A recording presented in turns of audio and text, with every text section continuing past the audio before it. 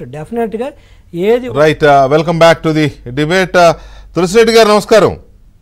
నమస్తే వెంకటేశ్వరం.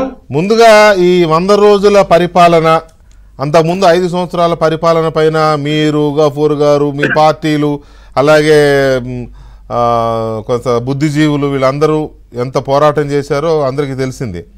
ఆ ప్రజలు ఇవన్నీ విశ్వసించి ఏకపక్షంగా కూటమికి పట్టం కట్టారు. వాళ్ళు ఇచ్చిన హామీలు అలాగా ఉన్నాయి. అయితే ఈ 100 రోజుల పాలన మీద మీ at a glance me remarks ఏంటి? మీరు ఎన్ని మార్కులు వేస్తారు? 35 మార్క్స్ మినిమం పాస్. సరే, ఓకే. మొత్తం 5 సంవత్సరాల్లో అంటే 1825 రోజుల్లో ఇది 98వ రోజు. ఈరోజు 100 రోజులు కాబట్టి ఇది చాలా స్వల్ప కాలమే. అవును. అయినప్పటికీ ఈయన కొత్త ముఖ్యమంత్రిగా ఫస్ట్ టైం అయిన వాళ్ళకైతే డెఫినెట్గా వచ్చేసి చాలా షార్ట్ టైం ఇది. కానీ ఈయన ఆల్రెడీ 14 ఏళ్ళు వచ్చేసి అనుభవజ్ఞుడు కాబట్టి మనము ఆ కోణంలో కూడా చూడాలి. ఖచ్చితంగా 100 రోజులు అనేది ఒకటి, అది రెండవది. ఇక్కడ నాణ్యానికి బొమ్మ బొరుస ఉన్నట్లు డెఫినెట్ గా ఈ 100 రోజుల పాలనకు జయాలు ఉన్నాయి, అపజయాలు ఉన్నాయి. మనం కాదనలేము, జయాలు కూడా ఉన్నాయి. జయాలకు సంబంధించి ప్రధానంగా తీసుకుంటే తొలి రోజే అంటే జూన్ 12వ తారీఖున ఆ రోజు 5 సంతకాలు చేయడం జరిగింది. 1 మెగా డిఎస్సి, 2 ల్యాండ్ టైటింగ్ యాక్ట్ రద్దు, 3 పెన్షన్స్ ఎన్హాన్స్మెంట్, 4 అన్న క్యాంటీన్స్, 5 స్కిల్ డెవలప్మెంట్.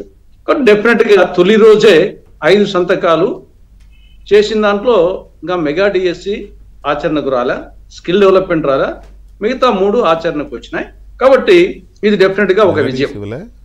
రెండవది ఏపీ అంటే అమరావతి, పోలవరం అని జనరల్ గా మనం చెప్పుకున్నట్టు అమరావతికి సంబంధించి ఆల్రెడీ సందర్శించారు, శ్వేతపత్రం ప్రకటించారు, పనులు కూడా ప్రారంభమైనాయి. సరే, ఇది అప్పు కాదు గ్రాంట్ అంటున్నారు. 12,000 కోట్లు వచ్చేసి వరల్డ్ బ్యాంక్ ఇచ్చడానికి ఉంది. కాబట్టి అమరావతి మీద కూడా డెఫినెట్ గా వచ్చేసి ఇంకా రాజధాని అమరావతి ఉంటుంది, 3 ముక్కలాట ఉండదని చెప్పేసి ఒక స్పష్టమైన సందేశం అది ప్రజలు లేకపోయింది. అది డెఫినెట్ గా ఒక విజయం. మూడవది పోలవరాన్ని సందర్శించారు ముఖ్యమంత్రి గారు, శ్వేతపత్రం పట్టించారు. సరే, ఇంకా పనులు ప్రారంభం కాలేదు కానీ అక్కడ ఇంకా నీరు ఉంది.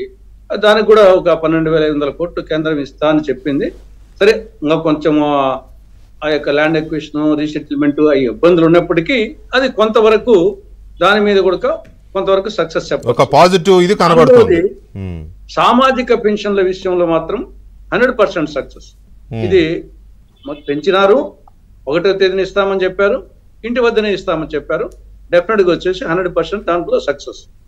తర్వాత ఉద్యోగులకు, విశ్రాంత ఉద్యోగులకు నెల మొదటి తారీఖునే జీతాలు ఇస్తామని చెప్పారు, అది ఇస్తున్నారు. అది కూడా డెఫినెట్ గా వచ్చేసి సక్సెస్ కింద చెప్పుకోవచ్చు. తర్వాత ఆంధ్రప్రదేశ్ ప్రభుత్వము, తెలంగాణ ప్రభుత్వము, అటు ఈ సీఎం అటు ఆ సీఎం చంద్రబాబు గారు, రేవంత్ రెడ్డి గారు ఆ భేటీ కూడా డెఫినెట్ గా అది ఇంకా ఫలప్రదం పూర్తిగా కాకపోయినప్పటికీ అది ఒక మంచి సందేశము, మంచి సంకేతం. తర్వాత నెక్స్ట్ వచ్చేసి పట్టిసీమ నీళ్లు కృష్ణా డెల్టా వదలడం కూడా అది రామానాయుడు మిగతా ముఖ్యమంత్రి పట్టిసీమ అది ఒక డెఫినెట్ గా ఒక అచీవ్మెంట్. తర్వాత వచ్చేసి రిజర్వాయర్లు నింపారు. ఈ యొక్క వర్షాలు ఈ రాయలసీమ ప్రాంతంలో వర్షాలు పడుకున్నాయి కానీ రిజర్వాయర్ నిండిపోయినాయి. కృష్ణా పోతిరెడ్డిపాడు హెడ్ రెగ్యులేటర్ నుండి నీళ్లు రావడము, అటు తెలుగంగ, అటు గాలేనగరి కింద గండికోట రిజర్వాయరు, మిగతా వెలుగోడు, ఎస్ఆర్బిసి, బ్రహ్మంగార్ సాగరు, ఈ రిజర్వాయర్స్ అన్ని నిండినాయి. ఇది ఒక వర్షం పడుకున్నా కానీ ఒక సంతోషకరమైనటువంటి విషయము రిజర్వాయర్లు ఉండడం అనేది డెఫినెట్ గా ఇది ఒక అచీవ్మెంట్ ని చెప్పుకోవచ్చు. తర్వాత గ్రామ సభలు 13,326 గ్రామ పంచాయతీలలో ఒకే రోజు ఆగస్టు 23న గ్రామ సభ నిర్వహించడం అనేది ఒక పంచాయతీరాజ్ సిస్టమ్ లో ఉండి వచ్చిన ఒక వ్యక్తిగా గతంలో మాజీ జడ్పీ చైర్మన్ గా దానికోసం 73, 74 రాజ్యాంగ సవరణ కోసం అనేక ఉద్యమాలు చేసిన వ్యక్తిగా అది చాలా డెఫినెట్ గా వచ్చేసి ఒక ఘనకార్యంగా విప్లవాత్మకమైన నిర్ణయం, విప్లవాత్మకం చెప్పచ్చు. తర్వాత అన్న క్యాంటీన్లు ఒకవేళ లార్జ్ స్కేల్లో కాకుండా కానీ గ్రామీణ ప్రాంతాల్లో పెట్టకుండా కానీ కనీసం కొన్ని అర్బన్ ఏరియాస్ లో పెట్టారు, ఈ రోజు కొనుగో పెట్టారు, అది కూడా సంతోషమే. కాబట్టి ఇవన్నీ మనము డెఫినెట్ గా విజయాల కింద చెప్పుకోవచ్చు. కానీ అట్ ది సేమ్ టైం అపజయాలు కూడా ఉన్నాయి. అపజయాలు తీసుకుంటే ప్రధానంగా మోహన్ బాబు సినిమా ఉంది, పప్పు చేసి తప్పు కూడా అయితే అప్పు చేసి పప్పు కూడా, తప్పు చేసి పప్పు కూడా. అప్పు చేసి పప్పు కూడా, తప్పు చేసి పప్పు కూడా. అప్పు చేసి పప్పు కూడా, దాంట్లో తప్పు చేసి పప్పు కూడా. ఇంత అన్నాడు అంత అన్నాడే గంగరాజు, ముంత మామిడి పండన్నాడే గంగరాజు అని చెప్పేసి ఒక పాట ఉంది.